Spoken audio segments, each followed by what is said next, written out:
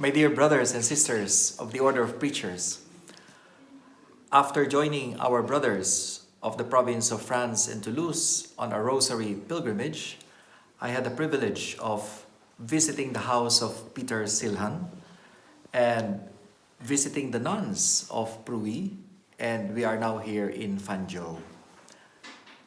I would like to believe that this is part of my novitiate as master of the order, and I am really learning a lot from the brothers and from the sisters.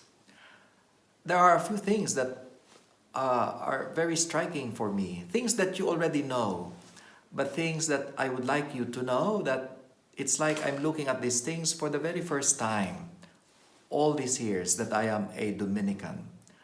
First, on that hill in Prouille, where Brother Renaud told us that is the very place where Dominic sent out the brothers, the so-called dispersion of the brothers. And many brothers have pointed this out, that it is paradoxical, that it is at the moment that Dominic sent out the brothers that the order was founded. It is paradoxical because we are going different ways. Even in our time, we are going to different places, but we are walking the same path. Now that is paradoxical. Going to different directions and yet taking the same path. And what is that path? It is the path of preaching the gospel.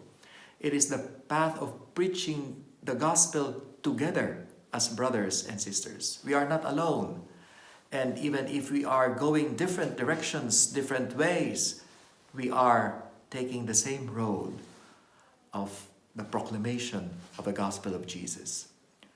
And here in Fanjeaux, I also learned that the charism of Dominic has influenced architecture. Probably many of you have not heard that insight, that the charism of the order has influenced how the church looks like, literally a church building looks like.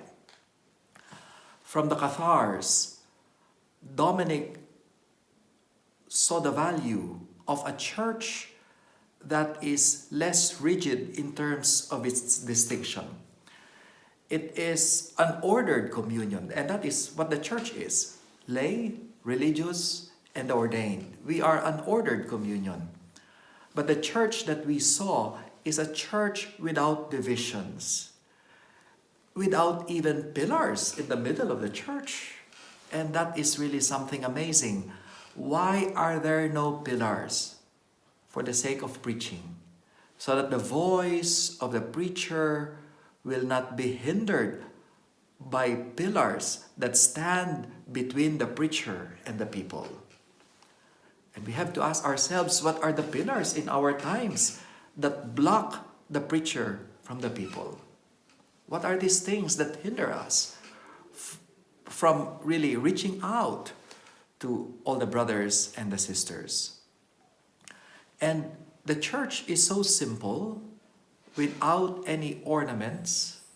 It is as though the people are invited to see that in the sacred place, in this sacred place that is the church, the only thing that people should think about is God. And that is really amazing. It is a sacred place. So Dominic learned from the Cathars in their desire for the evangelical life, and this is a lay movement. Dominic was able to really get that intuition and evangelical insight and tried to connect it with the clergy in a way that the reform that the lay people wanted, he wanted to share that with the clergy as well.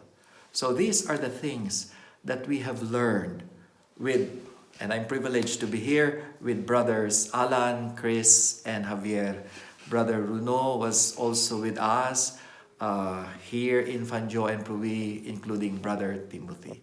So dear brothers and sisters, you are invited, if you can, to visit these places that are sacred to the order, that are holy for our Holy Father, Saint Dominic, especially as we begin the celebration of his Dies Natalis, his birth into eternal life.